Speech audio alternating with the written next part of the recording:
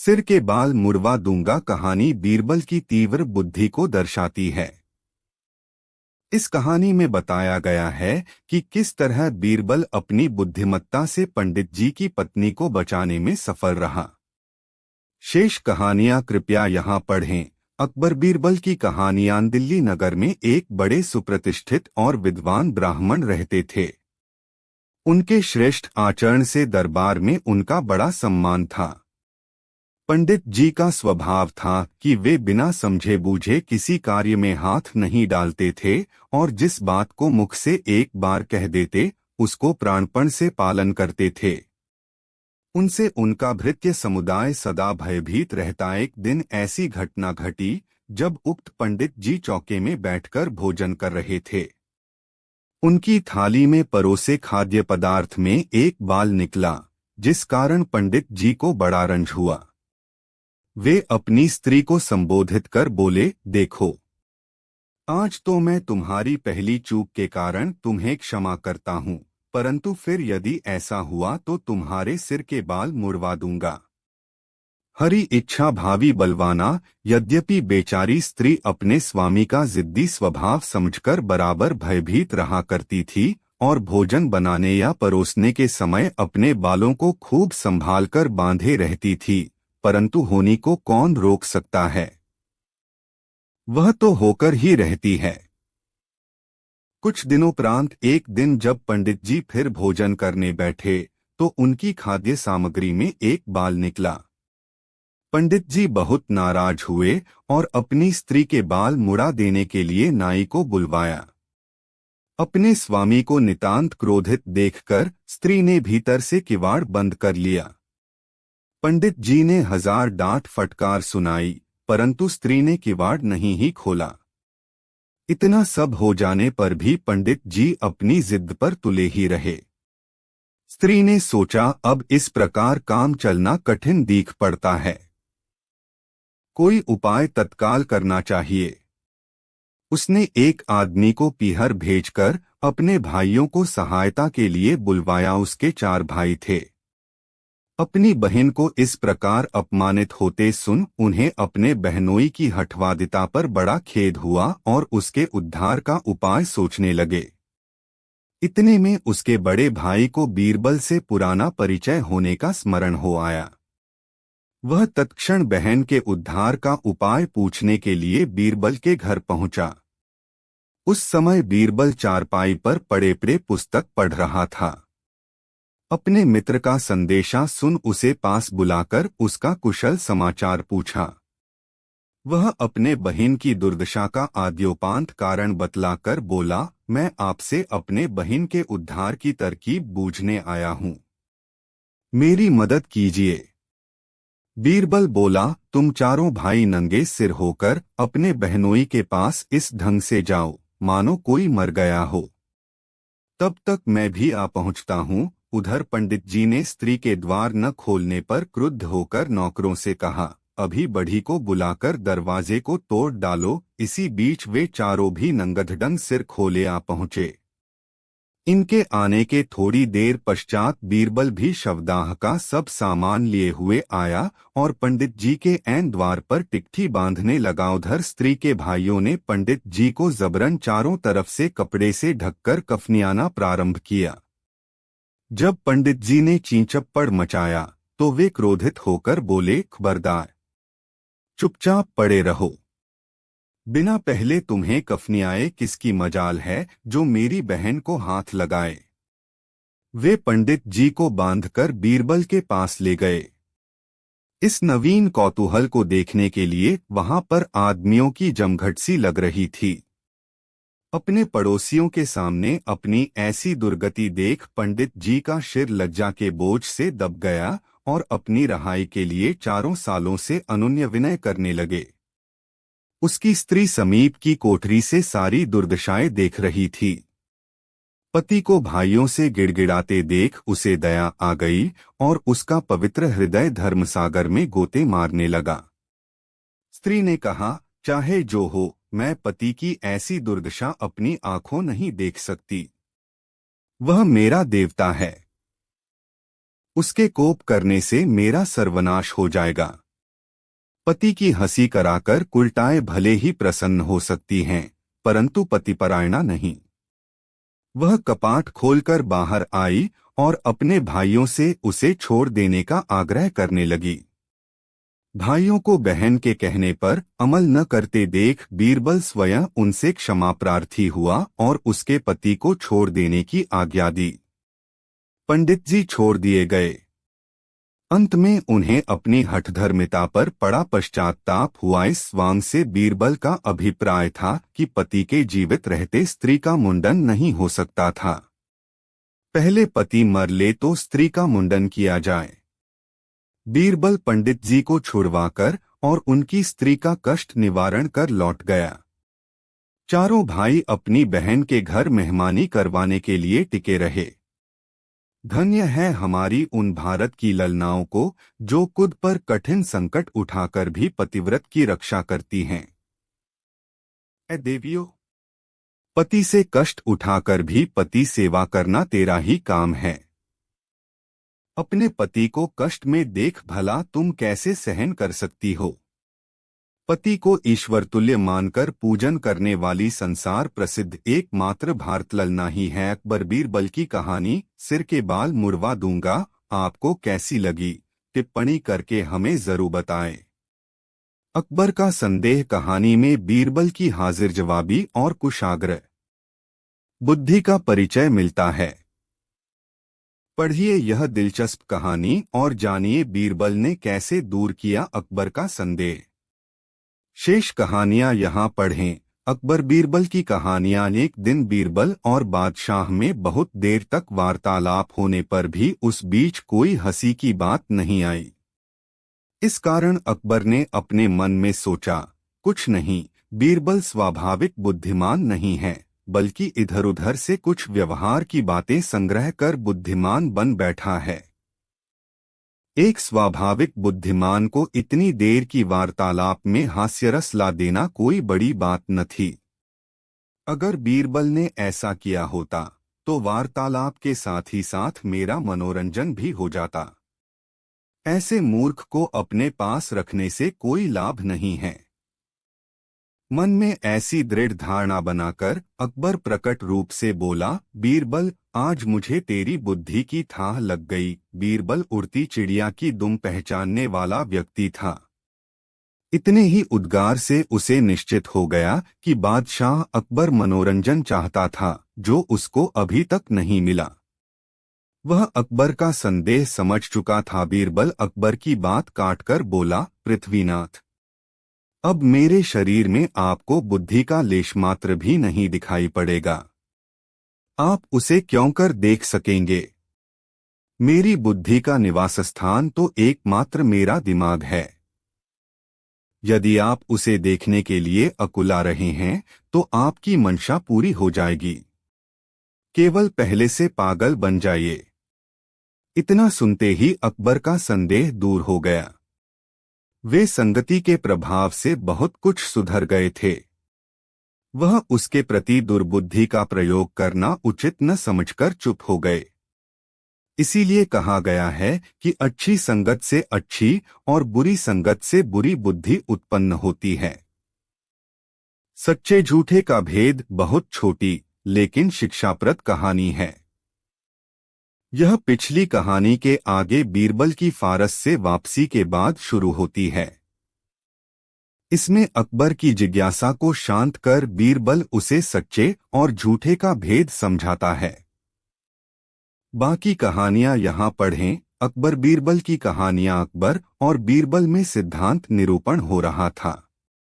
इसी के अंतर्गत बादशाह अकबर ने बीरबल से सच्चे झूठे का भेद पूछा। बीरबल ने उत्तर दिया, पृथ्वीनाथ, इन दोनों के मध्य उतना ही भेद है जितना कि आंख और कानों में है। अकबर की समझ वहां तक न पहुंच सकी।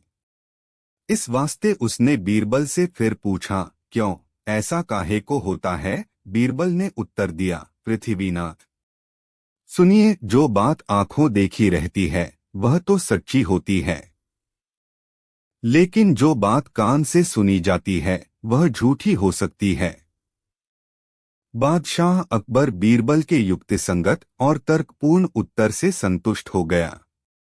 चुप्पा सबसे भला कहानी पिछली लघुकथा सच्चे झूठे का भेद से आगे शुरू होती है। इसमें बीरबल अकबर के सामने यह साबित करता है कि चुप रहना ही सबसे बेहतर रणनीति है। अन्य कहानियां पढ़ने के लिए कृपया यहाँ देखें। अकबर बीरबल की कहानियां। एक दिन अकबर को एक नई तरंग सूझी।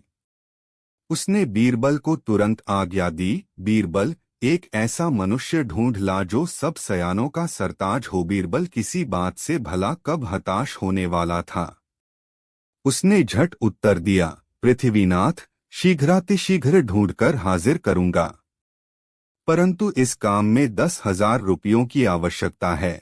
अकबर की आज्ञा से बीरबल को तत्काल 10,000 रुपयों की थैली दी गई। बीरबल रुपयों को लेकर अपने घर चला गया। थैली घर पर रखकर खुद 100 सयाने का एक सयाना की फिराक में शहर की गलियों को छानने लगामशल मशहूर है। जिन खोजा तिन पाइया गहरे पानी पैठ दैवात उसे एक अहीर मिला। उसको देहाती चतुर देख बीरबल ने उसे अपने पास बुलाकर उसके कान में समझाया, देखो, यदि तुम मेरे कहने के अनुसार करोगे तो मैं तुझे 100 रुपया इनाम दूंगा। ग्वाला भला काहे का इनकार करता। बेचारे ने 100 रुपयों की गुल्ली आजन्म में नहीं देखी थी। उसको अपने अनुकूल समझकर बीरबल बोला, देखो, मेरे साथ तुम्हें बादशाह अकबर के पास चलना होगा। यदि बादशाह तुमसे कुछ पूछे तो एकदम चुप रह जाना। वह बोला, बहुत अच्छा, ऐसा ही करूंगा। बीरबल उस अहीर को अच्छे अच्छे वस्त्रों से सुसज्जित कर शाही दरबार में ले गया और अकबर के समक्ष खड़ा कर बोला, पृथ्वीनाथ, आपकी आज्ञानुसार सयाना मनुष्य हाजिर है, उसकी परीक्षा कर लें। अकबर ने उसे और समीप खड़ा करा यूं प्रश्न करना प्रारंभ किया, तुम कहाँ रहते हो? तुम्हारे माता पिता तुमको किस नाम से पुकारते हैं? कौन सी बात विशेष जानते हो? बादशाह ने बारी बारी से इसी प्रकार अनेकों प्रश्न किए, परंतु वह तो सोहबल्ले की तरह पहले से ही पढ़ाकर पक्का कर दिया गया था। उत्तर काहे को देता? अब बीरबल को उसे संभालने की बारी आई। वह बोला, पृथ्वीनाथ, आपके पूछने का इस आदमी ने यह अर्थ निकाला है कि न जाने बादशाह अकबर यह सब बातें पूछकर पीछे क्या करें, क्योंकि ऐसी कहावत उसे पहले ही से याद है, राजा योगी अग्नि जल, इनकी उल्टी रीति डरते रहियो भाइयों थोड़ी पालें प्रीति। अर्थात राजा योगी आग और पानी से डरते रहना चाहिए और मेलजोल कम रखना चाहिए। इसलिए इसने पदार्थ मौन धारण कर लिया है। आपने सुना होगा, चुप्पा सबसे भला। बादशाह अकबर को बीरबल की शिक्षा से आनंद प्राप्त हुआ और अहीर को घर जाने की छुट्टी मिल गई। चुप्पा सबसे भला कहानी आपको कैसी लगी, हमें टिप्पणी करके बताएं। कितनी चूड़ियां कहानी वहां से शुरू होती है, जहां पिछली अकबर बीरबल की कहानी चुप्पा सबसे भला समाप्त होती है। इस कहानी में बीरबल अपनी हाजिर जवाबी से अकबर के प्रश्न का समाधान कर देता है। अन्य कहानियां यहाँ पढ़ें। अकबर बीरबल की कहानियां। एक दिन बादशाह अकबर दरबार के कामों से निपटकर संध्या के समय आराम बाग में बीरबल से मनोरंजन की बातें कर रहा था। इसी बीच अकबर ने बीरबल की परीक्षा लेने के लिए पूछा, बीरबल, तुमने अनेकों बार अपनी स्त्री के हाथ से हाथ मिलाया होगा, क्या बतला सकते हो कि उसके हाथ में कितनी चूड़ियां हैं? बीरबल ने उत्तर दिया, ग्रीब परवर, इधर बहुत दिनों से मुझे अपनी पत्नी के हाथ से हाथ मिलाने का सुअवसर नहीं मिला। फिर भी मैं विश्वास के साथ कहने को तैयार हूं कि आप जिस दाढ़ी पर अपना हाथ नित्य फेरते हैं और उसे देखा करते हैं, उसके 100वें हिस्से के बराबर मेरी स्त्री के हाथ में चूड़ियां हैं। यदि आपको विश्वास न हो तो उन्हें गिनकर अपनी शंका समाधान कर लें। बीरबल की वाक्पटुता देखकर अकबर हंसने को मजबूर हो गया। अकबर का सवाल, बीरबल का जवाब। अकबर बीरबल की बड़ी ही ज्ञानवर्धक कहानी है। इसमें बीरबल अकबर के इस मुश्किल प्रश्न, सबसे प्यारा कौन है, का साक्ष्य के साथ सटीक उत्तर देता है। अन्य कहानियां पढ़ने के लिए कृपया यहाँ जाएं। अकबर बीरबल की कहानियां। एक दिन अकबर अपने दरबार में बैठा था। 2 वर्षीय शहजादा सलीम उसकी गोद में सानंद खेल रहा था। उसकी बालचपलता देखकर बादशाह अकबर आनंदमग्न हो गया। आनन फानन में उसके मन में यह प्रश्न उपस्थित हुआ, जीवधारी को सबसे प्यारा कौन है? अकबर को चुप देखकर सलीम उसका ध्यान अपनी तरफ आकृष्ट करने के अभिप्राय से तुतला कर कुछ बोला। उसकी तोतरी बातों ने बादशाह अकबर के आनंद को और भी बढ़ा दिया। आनंदवश वह अपने मनोगत भावों को दबा न सका और तत्क्षण समस्त दरबारियों की तरफ लक्ष्य करके पूछा, इस पृथ्वी पर के प्राणियों को सबसे प्रिय क्या है? अकबर का सवाल सुनकर दरबारी सोच में पड़ गए। कोई कुछ कहता तो कोई कुछ। अंत में आपस में गोष्ठी करने लगे, परंतु फिर भी किसी सिद्धांत पर अटल नहीं हुए। बीरबल की अनुपस्थिति में इन विचारों पर कभी कभी ऐसी विपत्ति आ जाया करती थी। यदि बीरबल प्रस्तुत होता तब तो उनकी पौ 12 थी। बादशाह भी बीरबल के रहते ऐसी ऐसी बातें किसी दूसरे दरबारी से कभी न पूछता था। आज की सभा में बीरबल न था, जिस कारण इनके ऊपर ऐसी आफत आई। कुछ देर सोच समझ लेने के बाद सर्वसम्मति मिलाकर एक वृद्ध दरबारी बोला, पृथ्वीनाथ अधिकतर प्रिय लड़का होता है। दरबारियों ने आपस की गोष्ठी से निश्चित किया था कि इस समय अकबर लड़के को गोद में लिए हुए खिला रहा है, अतएव उसके प्रश्न का इशारा लड़के की तरफ ही है। बादशाह अकबर ने उस समय वृद्ध दरबारी का उत्तर स्वीकार कर लिया और सभा बर्खास्त हुई। बीरबल राजकीय कार्य से कहीं बाहर गया था। दैवात वह दूसरे ही दिन आ पहुंचा। बादशाह को तो पहले की धुन बंधी हुई थी। बीरबल को सभा में बैठते ही वही प्रश्न उससे भी किया। वह बोला, ग्रीब परवर प्राणी को अपना जीवन सबसे अधिक प्यारा होता है। इसकी तुलना और किसी से नहीं की जा सकती। चाहे वह अपना कितना ही सगा संबंधी क्यों न हो। तब बादशाह अकबर ने अपने दरबारियों का मान रखने के लिए बीरबल की बात काटकर कहा, तुम्हारा कहना गलत है। क्या लड़का प्राण से प्यारा नहीं होता? तुमको यदि अपने कहने पर अटल विश्वास है तो उसे प्रमाणित कर दिखावो। बीरबल बादशाह की आज्ञा शिरोधार्य करता हुआ बोला, पृथ्वीनाथ बाग का एक बड़ा हौज खाली करने की बागवान को आज्ञा दी जावे। तब तक मैं बाजार से परीक्षा की चीजें लेकर लौट आता हूँ। आप सभासदों सहित बाग में उपस्थित रहें। वहीं पर मैं इस बात को प्रमाणित करके दिखलाऊंगा। बादशाह की आज्ञा पाकर बागवान ने प्राणपण से परिश्रम करके थोड़ी ही देर में सबसे बड़े हौज को खाली कर सूचना दी। बाग में बैठने के लिए अकबर की तरफ से समुचित प्रबंध किया गया और वे दरबारियों के सहित बाग में दाखिल हुए। तब तक बीरबल भी एक बंदरिये को उसके बच्चे सहित लेकर बाग में आया। बीरबल ने बंदरिया को बच्चे सहित हौज के मध्य भाग में बिठलाकर ऊपर से पानी भरने की आज्ञा दी। हौज में पानी भरा जाने लगा। पानी क्रमशः हौज के ऊपर चढ़ाया। बंदरिया बराबर अपने बच्चे को ऊपर उठाती गई, यहाँ तक कि बच्चा उसकी पीठ पर बैठ गया और पानी का बढ़ना बराबर जारी रहा। जब पानी बढ़कर उसके गले तक पहुंचा तो वह खड़ी हो गई और अपने बच्चे को अपने हाथ पर रखकर ऊपर उठा लिया। सब लोग इस नज़ारे को बड़ी गौर से देख रहे थे। बादशाह अकबर बीरबल को चिताकर बोला, क्यों बीरबल, क्या देखते नहीं हो कि किस प्रकार बंदरिया अपने प्राणों पर खेलकर बच्चे की रक्षा कर रही है? क्या अब भी संतान को सर्वोपरि प्रिय मानने को तैयार नहीं हो? बीरबल ने उत्तर दिया, पृथ्वीनाथ थोड़ा और ठहर जाइए, अभी बंदरिया के प्राण पर नहीं आई है। थोड़ी देर में आप ही फैसला हो जाता है। अभी बीरबल और अकबर में उपरोक्त बातें हो रही थीं कि बंदरिया के मुख में पानी भरना शुरू हुआ।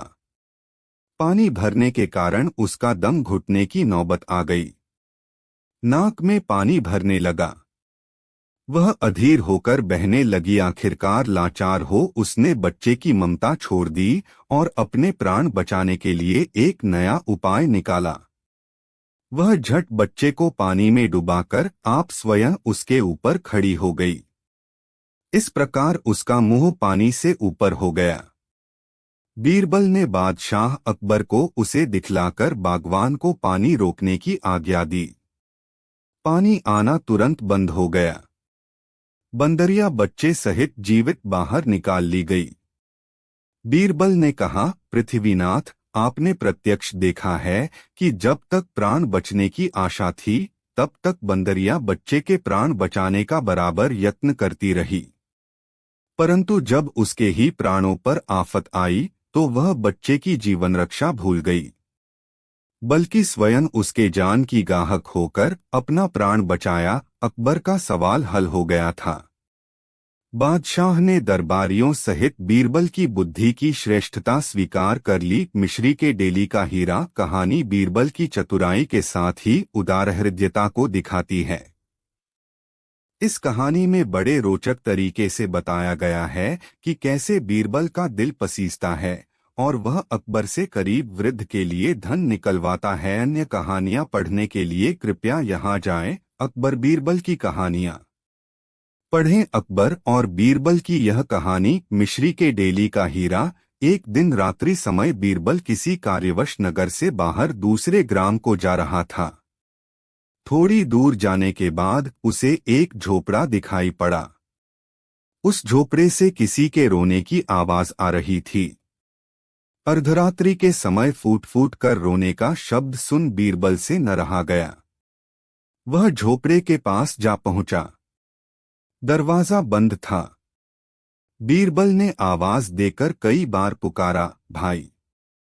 अभी इस झोपड़े में कौन आदमी रो रहा था। उस झोपड़े से एक बुढ़ा मनुष्य बाहर निकला और लड़खड़ाते हुए बोला, आपको रोने वाले से क्या गरज पड़ी है।